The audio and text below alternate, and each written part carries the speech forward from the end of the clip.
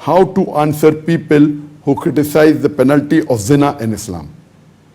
As far as the penalty of zina in Islam is there, there are hadith, there's a verse in the Quran which says in Surah Nur, chapter number 24, that if anyone indulges in the act of zina, fornication, you flog them with 100 lashes. And there is another verse in the Quran, Surah Nisa chapter number 15, which says that when anyone involves in zina, close them into a door till that takes place, or until Allah gives some other punishment. And the other punishment was revealed in Surah Nur, that they should be flogged 100 lashes. That is for a person who does fornication. Fornication means having sexual intercourse with a na-mahram who's not your spouse before marriage. And the other is adultery, having intercourse with a na-mahram who's not your spouse. And if a person is married, it's called as adultery. So the punishment for adultery that is given in the hadith is stoning to death. Now the question posed is that how can you prove that the punishment for zina given in Islam is correct? What you have to understand, that in the Islamic law, the punishments are kept as a deterrent. It's not very simple that all the punishments that are mentioned, it's black and white. For example, we know the Quran says in Surah Maida, chapter number 5, verse number 38, as to the thief, chop off his or her hand as a punishment from Allah. But there are no less than 80 evidences required before you chop the hand. It's not that anyone chop the hand. You should see what is the value of the thing he has robbed. It should not be small, it should be big. And the thing is robbed should be in locker. It should not be kept in the open. If it's kept in the open, then chopping of hands is not there. There are various rules and regulations. And if anyone is missing, this punishment cannot be carried for.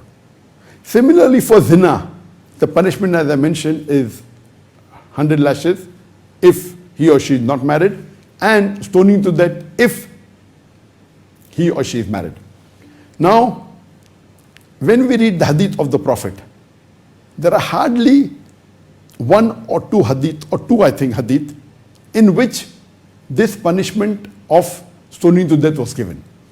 One hadith states when a woman comes and herself, she proclaims and testifies to the Prophet that she has done zina and she wants to be punished. The Prophet turns the face. Again she comes, again he turns, again she comes, then he says, okay, come when you give birth to the child. So the Prophet was trying to evade her. And finally, when she comes after many times and the child is born, then the Prophet says that, okay, that she should be stoned to death. And when some of the people said that what an evil woman she was, then the Prophet said, if you know that the forgiveness she asked from Allah, if a forgiveness were distributed in Medina, it would be sufficient to forgive everyone's sin. So that means this woman, she was so fearful to Allah that she committed a major sin of zina, and she wanted to repent, and she wanted the punishment in this world so that in next world she will get Jannah. And the Prophet said that her sin has been forgiven. There are hardly 2 or 3 incidents in which the situation of stoning to death is. Now, as far as zina is concerned, there's a difference between rape and a difference in zina. Rape is zina bil jabr, where someone is forcefully raping a woman. So in rape also, the death penalty is there. But in rape, it is forcefully being done. Here your question is zina, in which a man and woman, they agree for a thing which is haram. They are not married, and yet they agree to do intercourse. In such cases, I don't know. Though in Saudi Arabia, this law is applicable. In Saudi Arabia, this law is applicable that if you do zina, then what naturally require 4 witnesses. and to get 4 witnesses is difficult.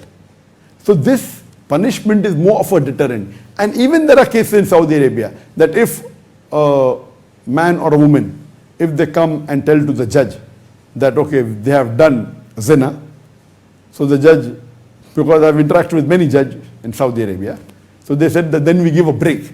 During the break, the lawyer goes and tells the woman or the man that tell you didn't commit zina. So the main had penalty can be avoided. So here the maqasid of Sharia is that it acts like a deterrent. You don't hear anyone being stoned to death nowadays. I don't know how many in the history of Islam in 1400 years.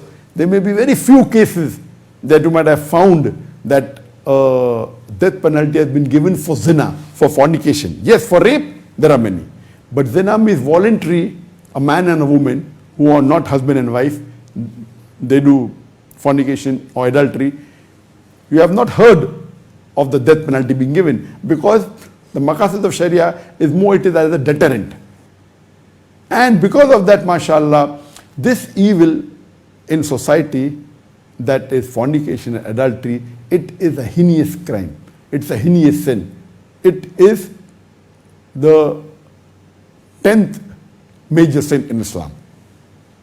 And this acts more as a deterrent so that, and you know the amount of, because today it's so common in the Western world.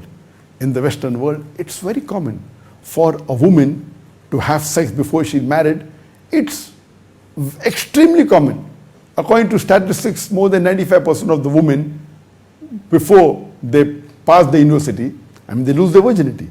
So it's very common. So this punishment is more as a deterrent. It's not actually implemented as a deterrent so that if you are caught, you avoid doing this sin. And because of this major sin, there are various other things that can happen. The family can get ruined, your life can get ruined, there are various diseases, the married life is completely ruined, the family structure, fabric is completely changed. So this is a deterrent, and I do agree with it. And as far as the punishment for rape is concerned, it's totally correct. That for rape, death penalty should be given. That's the reason the least rate of rape in any country in the world, it's in Saudi Arabia. Because if a person rapes, if a man rapes any woman, and if he's caught, not that you require 4 witnesses, the other circumstantial witnesses or the other circumstantial evidence is also sufficient. The 4 witnesses only in the case of zina. So this is a deterrent, and it's the best in terms of curbing rape. And you know today, the country which has the maximum number of rape, it's USA. Every 40 seconds rape is taking place, every 20 second rapes are taking place.